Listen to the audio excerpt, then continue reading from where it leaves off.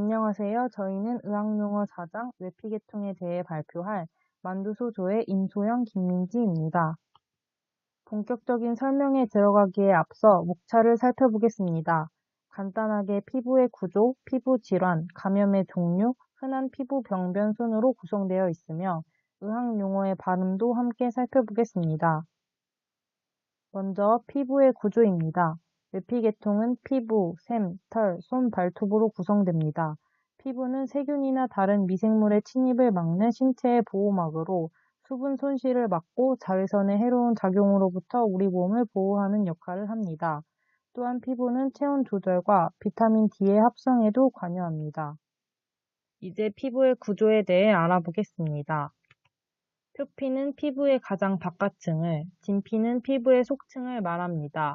케라틴은 다른 말로 각질이라고도 하며 표피층에 각질화된 섬유 단백질 성분으로 털과 손발톱에도 들어 있습니다. 멜라닌은 피부의 색소입니다. 땀샘은 꼬여있는 작은 관 모양의 구조물로 작은 구멍을 통해 피부 표면으로 열리며 땀을 배출하는 역할을 하고 피지샘은 털 주머니로 피지를 분비하는 샘이며 피지가 털줄기를 따라 피부 밖으로 분비되도록 해줍니다.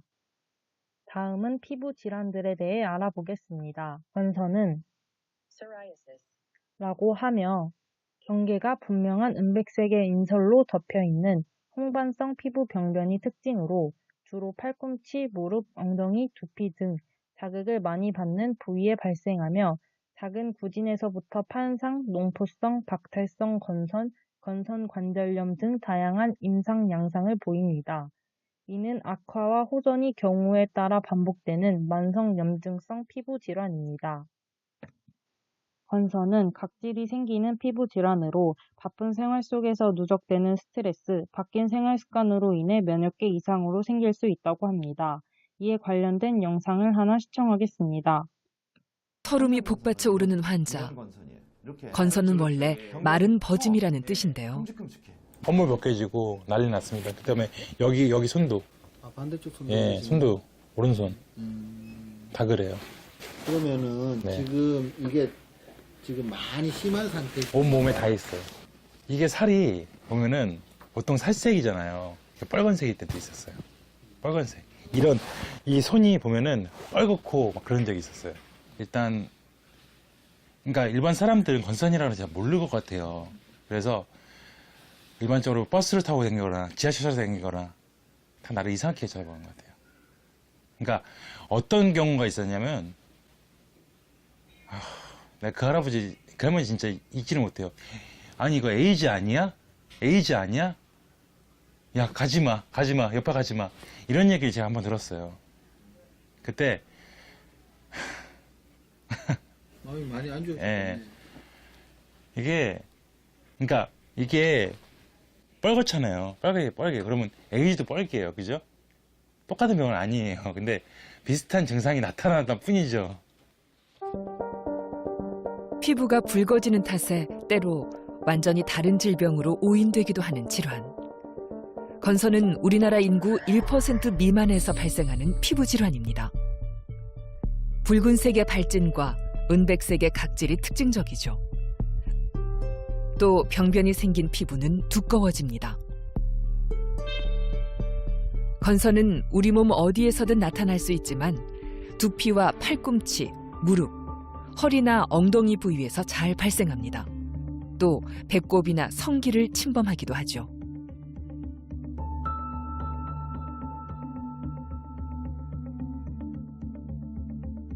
그 종류도 다양한데요.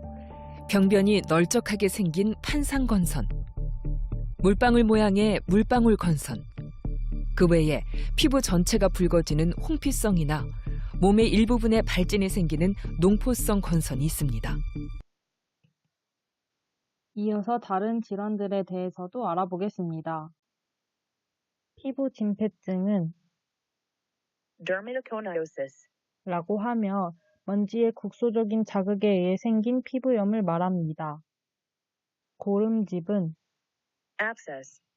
라고 하며 고름이 국소 부위에 고인 것이며 다른 말로 농양이라고도 합니다. 종기는 이라고 하며 포도상규균 감염에 의한 털 주머니에 발생하는 통증을 동반한 피부 결절입니다. 고름집과 종기는 모두 치료법으로 Incision and Drainage라는 절개 배액술을 실시합니다. 절개 배액술은 농양, 종기 또는 감염된 부비동에서와 같이 피부 아래에 축적된 고름을 방출하는 사소한 수술 절차입니다. 먼저 수술 부위를 요오드계 용액과 같은 소독제로 처리합니다. 그 다음 날카로운 바늘, 뾰족한 메스와 같은 살균된 기구를 사용하여 피부를 절개합니다. 마지막으로 고름 유체가 빠져나갈 수 있게 해준 뒤 수술 부위를 거즈로 잘 보호해 줍니다. 이어서 알아볼 백색증은 albinism, 이라고 하며 멜라닌 합성의 결핍으로 인해 눈, 피부, 털 등의 색소 감소를 나타내는 선천성 유전 질환입니다. 색소 소실 정도는 환자가 체질적으로 가진 피부 색깔과 피부 백색증의 유형에 따라 달라집니다.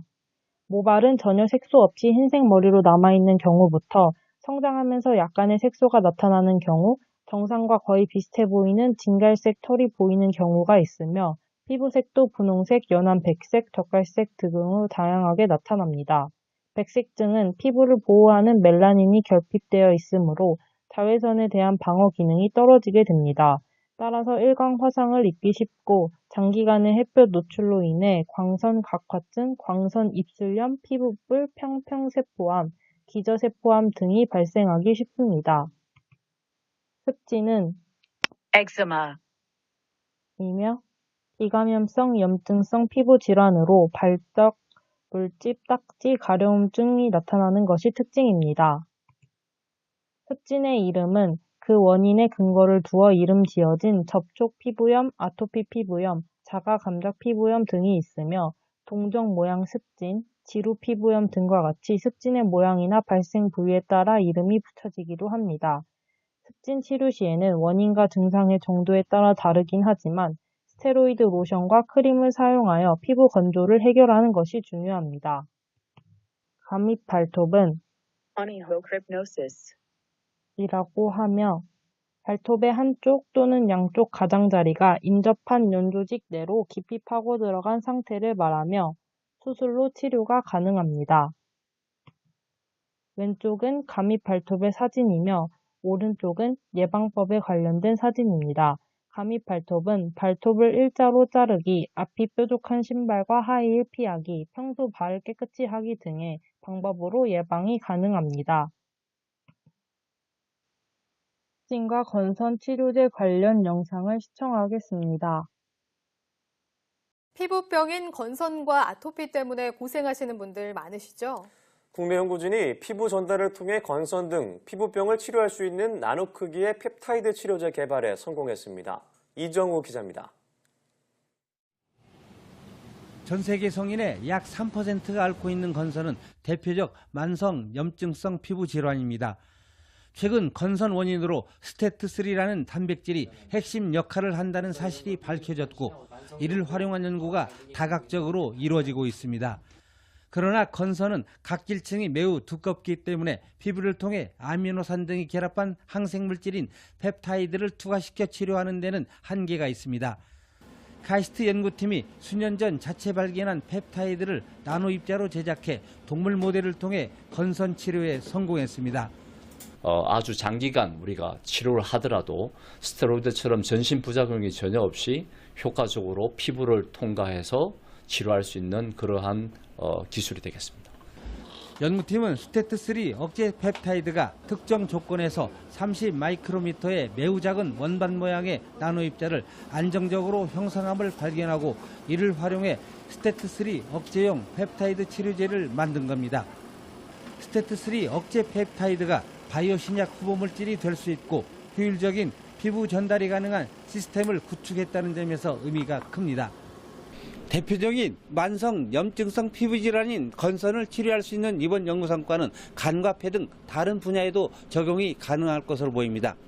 그럼 아직 약이 개발되지 않는 질병에 있어서 저희들이 똑같이 이 동일한 표적을 가지고 적용할 수 있기 때문에 그런 폐섬유화 치료제로 개발을 할 생각을 하고 있습니다. 카이스트 의과학대학원 김필환 교수팀과 김진용 박사가 일제자로 참여한 이번 연구는 나노 분야 국제학술지 ACS 나노 온라인판에 실렸습니다. YTN 이종호입니다.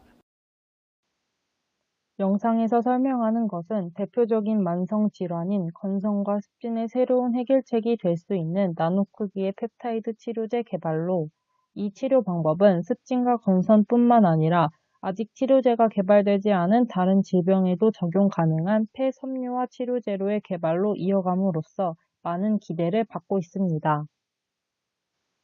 이어서 알아볼 질환은 궤저입니다.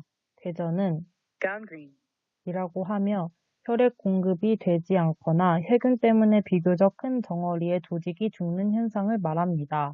이는 생체 내 국소 조직 또는 세포의 죽음인 괴사의 한 형태입니다.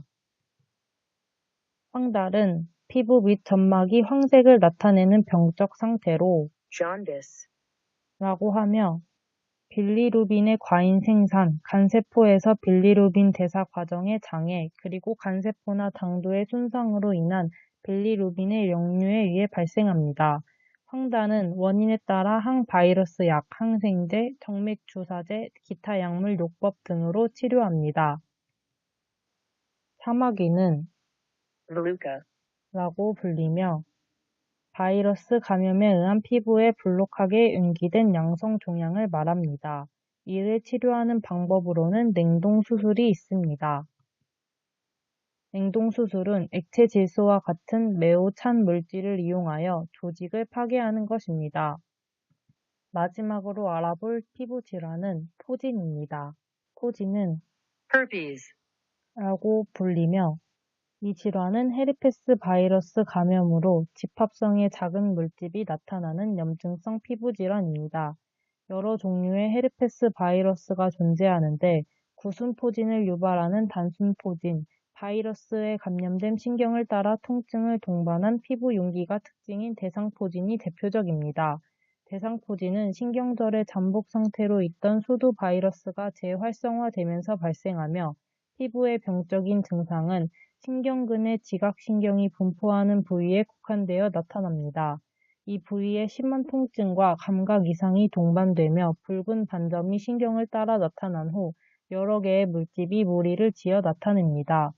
수포는 10에서 14일 동안 변화하는데 고름이 차면서 탁해지다가 딱지로 변하게 됩니다. 접촉 등에 의해 물집이 터지면 궤양이 형성될 수 있으며 보통 2주가 지나면 딱지가 생기면서 증상이 좋아집니다.